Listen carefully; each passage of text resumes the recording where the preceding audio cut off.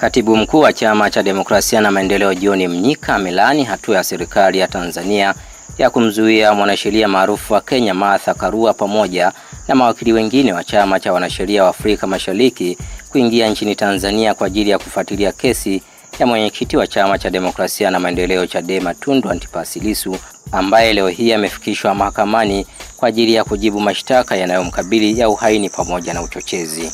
Martha Karua ambaye ni waziri wa zamani wa sheria nchini Kenya ameeleza masikitiko yake baada ya kuzuiwa kuingia nchini Tanzania akiwa na watetezi wenzake wa haki za binadamu na mawakili wenzake Lynn Ngugi na Gloria Kimani, na kueleza kushangazwa na hatua hiyo hasa kwa kuzingatia kuwa yeye ni raia maarufu wa Kenya na mwanachama wa Jumuiya ya Afrika Mashariki.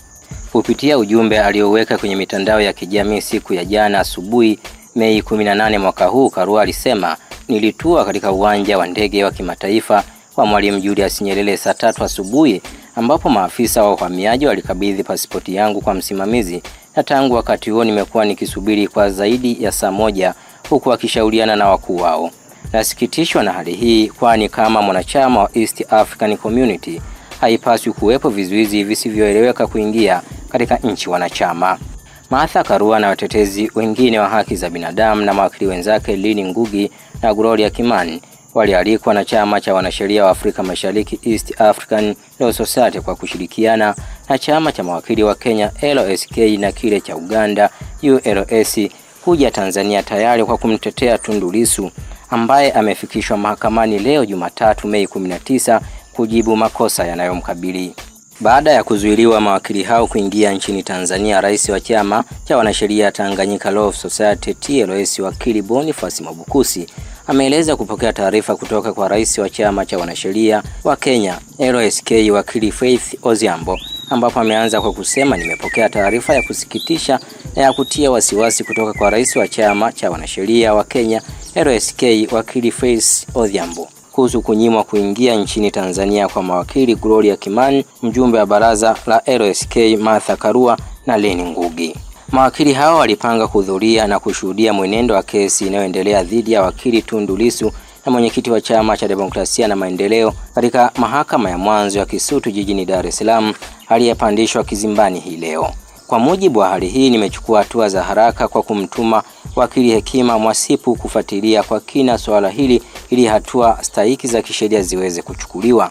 Tunapenda kuwakumbusha mamlaka husika kwamba nchi hii inaongozwa kwa misingi ya utawala wa sheria na katiba yake, na hakuna zuio lolote la kisheria linalokataza mtu yeyote kuhudhuria kesi ya wazi mahakamani kuhusu mashtaka yanayomkabili wakili Tundu Antipas Lissu.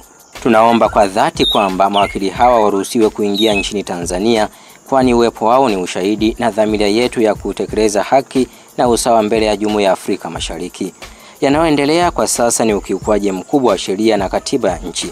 Kama Chama cha Wanasheria Tanganyika TLS tunafuatilia kwa makini hali hii. Pamoja na kupeleka mawakili kumuunga mkono wakili Tundu Lissu, mimi binafsi nitahudhuria katika kikao hicho mahakamani muda utakapofika. Tunaomba idara ya uhamiaji ijiepushe na matendo yanayoharibu taswira ya taifa letu kwa kuchochea migogoro isiyo lazima na isiyo na msingi wowote. Tunalaani vikali na kudai kusitishwa mara moja kwa vitendo hivyo visivyo halali vinavyoiaibisha na kudhalilisha heshima ya nchi yetu, alisema rais wa Chama cha Wanasheria Tanganyika TLS Boniface Mwabukusi.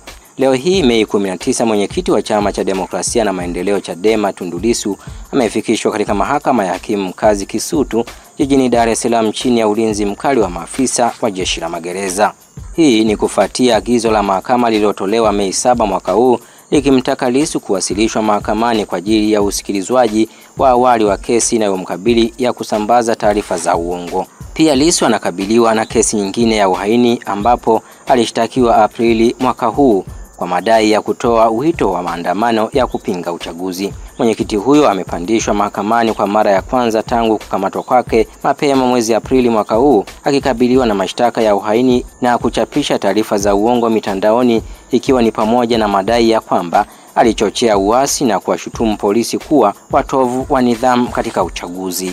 Hapo awali mahakama ilijaribu kusikiliza kesi hiyo kwa njia ya mtandao, lakini Lissu na timu yake ya wanasheria walipinga uamuzi huo, wakitaja haja ya uwazi na taratibu zinazostahili. Lissu alipanda kizimbani akionekana mwenye furaha na bashasha, na pia alipata nafasi ya kusalimiana na watu mbalimbali wakiwemo viongozi wa chama chake pamoja na wananchi. Hata hivyo, Lissu amelaani kuzuiwa kwa aliyekuwa jaji mkuu wa Kenya Willy Mutungi katika uwanja wa ndege ili asiweze kuhudhuria kesi hiyo, huku akinukuliwa akisema, kama mnaweza kumrudisha jaji mkuu Willy Mutungi airport asije kuangalia kesi inaendaje, mmekwisha, alisema kwa kifupi mwenyekiti wa Chama cha Demokrasia na Maendeleo Tundu Lissu. Ikumbukwe kesi ya uhaini inayomkabili mwenyekiti huyu imeletwa kwa ajili ya kutajwa, ambapo upande wa jamhuri imeeleza mahakama kuwa upelelezi wa shauri hilo bado haujakamilika. Hata hivyo, mahakama imeisisitiza jamhuri kukamilisha upelelezi kwa wakati na tarehe ijayo mahakama ipate mrejesho wa hatua iliyofikiwa. Kuhusu swala la ulinzi wa mahakama, imesema mshtakiwa ni kweli anatakiwa kuwa huru akiwa kizimbani. Hivyo tarehe ijayo mahakama imeagiza vyombo vya usalama kufanya uchunguzi wa kutosha. Kama hakuna sababu zozote za vitisho vya usalama wake, basi mtuhumiwa awe huru peke yake akiwa kizimbani.